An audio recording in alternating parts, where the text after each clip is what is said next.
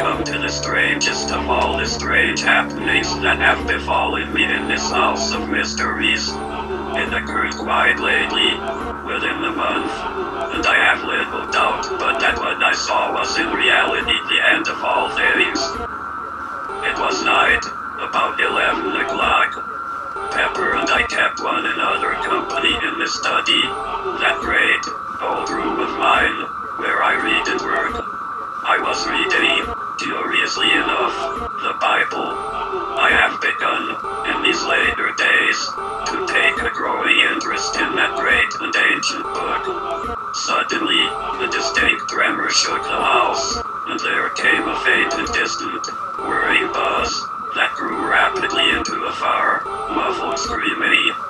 It reminded me, in a clear, gigantic way, of the noise that the clock makes when the catch is released and it is allowed to run down.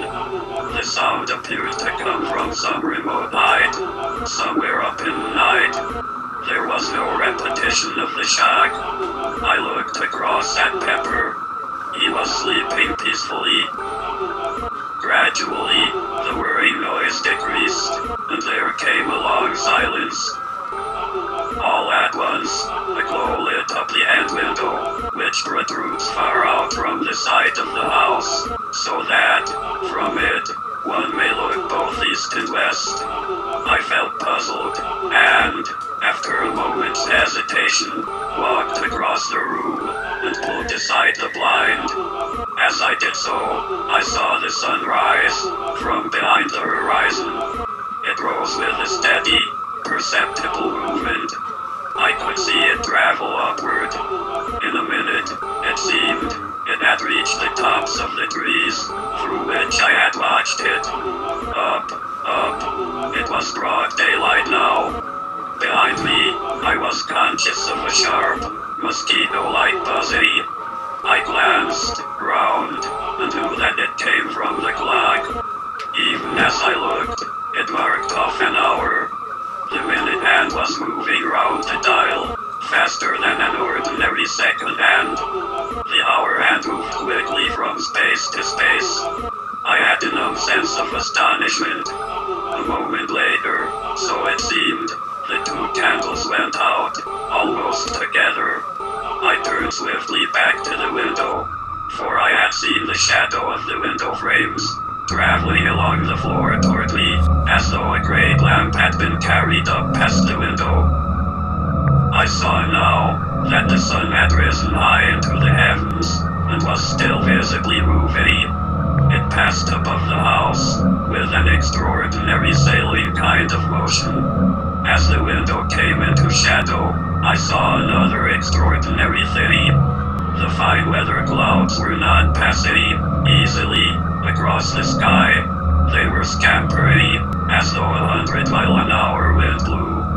As they passed, they changed their shapes 1,000 times a minute, as though writhing with a strange life. To the west, I saw the sun drop with an incredible, smooth, swift motion.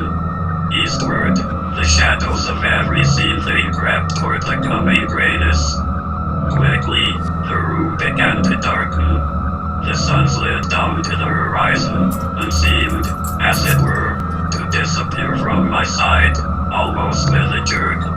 Through the grayness of the swift evening, I saw the silver crescent of the moon falling out of the southern sky toward the west. The evening seemed to merge into an almost instant night. Above me, the many constellations passed in a strange, noiseless circling westward. The moon fell through that last 1,000 fathoms of the night gulf, and there was only the starlight. Quicker and ever quicker ran the flicker of day and night, and suddenly it seemed I was aware that the flicker had died out, and instead there reigned a comparatively steady light, which was shed upon all the world from an eternal river of flame that swung up and down, north and south, in stupendous, mighty swings. So, amid a strange confusion of mind, the hours passed. All this while Aunt Pepper slept. Presently, feeling lonely and distraught, I called to him, softly, but he took no notice. Again, I called, raising my voice slightly. Still he moved not. I walked over to where he lay and touched him with my foot to rouse him. At the action, gentle though it was, he fell to pieces. That is what happened. He literally and actually crumpled into a moldering heap of bones and dust. For the space of perhaps a minute, I stared down at the shapeless heap that had once been Pepper. I stood, feeling stunned. What can have happened? I asked myself, not at once grasping the grim significance of that little hill of ash. Then, as I stirred the heap with my foot, it occurred to me that this could only happen in a great space of time. Years and years.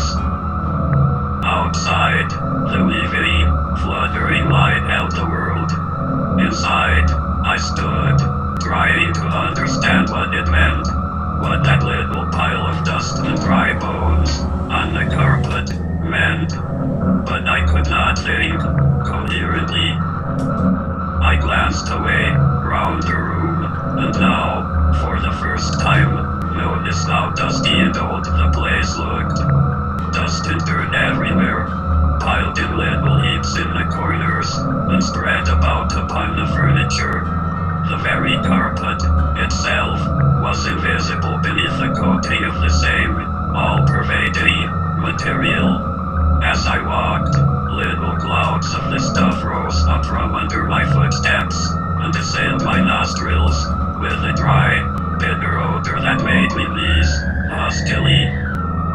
Suddenly, as my glance fell again upon Pepper's remains, I stood still and gave voice to my confusion, questioning aloud whether the years were indeed passing, whether this, which I had taken to be a form of vision, was, in truth, a reality. I paused. A new thought had struck me.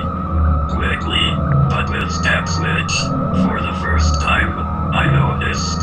Tottered, I went across the room to the great pier glass and looked in. It was too covered with grime to give back any reflection, and, with trembling hands, I began to rub off the dirt. Presently, I could see myself. The thought that had come to me was confirmed. Instead of the great, pale man, who scarcely looked 50, I was looking at a bent, decrepit man, whose shoulders stooped, and whose face was wrinkled with the years of a century. The hair, which a few short hours ago had been nearly coal black, was now silvery white. Only the eyes were bright. Gradually, I traced, in that ancient man, a faint resemblance to myself of other days. I turned away and tottered to the window. I knew, now, that I was old, and the knowledge seemed to confirm my trembling walk. For a little space, I stared moodily out into the blurred vista of changeful landscape. Even in that short time, a year passed, and, with a petulant gesture, I left the window. As I glanced about, it seemed to me that I could see the very furniture of the room rotting and decaying before my eyes. Nor was this fancy on my part, for, all at once, the bookshelf, along the side wall, collapsed, with a cracking and rending of rotten wood, precipitating its contents upon the floor, and filling the room with a smother of dusty atoms. How tired I felt. As I walked, it seemed that I could hear my dry joints creak and crack at every step. I wondered about my sister. Was she dead, as well as Pepper? All had happened so quickly and suddenly. This must be, indeed, the beginning of the end of all things. It occurred to me to go to look for her, but I felt too weary. And then, she had been so clear about these happenings, of late.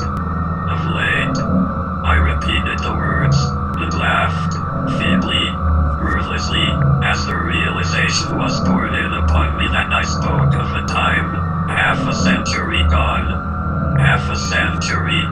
It might have been twice as long. Time fled, and the weariness that was mine grew insupportable.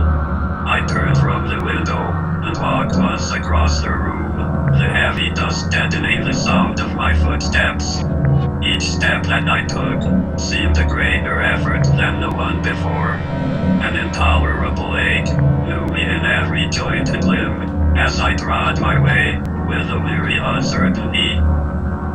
By the opposite wall, I came to a weak pause and wondered, dimly, what was my intent. I looked to my left and saw my old chair.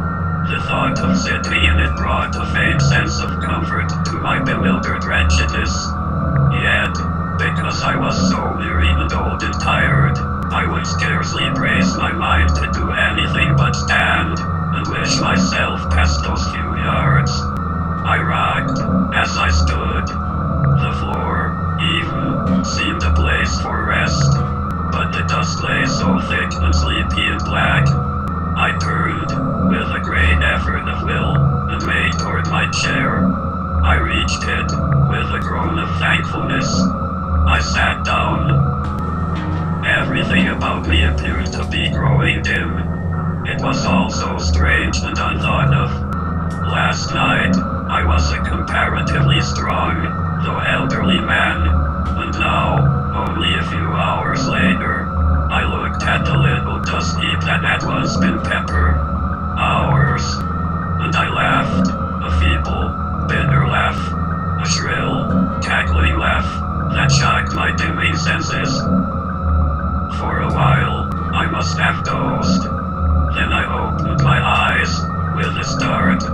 Somewhere across the room, there had been a muffled noise of something falling. I looked, and saw, vaguely, a cloud of dust hovering above a pile of debris. Nearer the door, something else tumbled, with a crash. It was one of the cupboards, but I was tired, and took little notice. I closed my eyes, and sat there in a state of drowsy, semi-unconsciousness. Once or twice, as though coming through thick mists, I heard noises, faintly. Then I must have slept.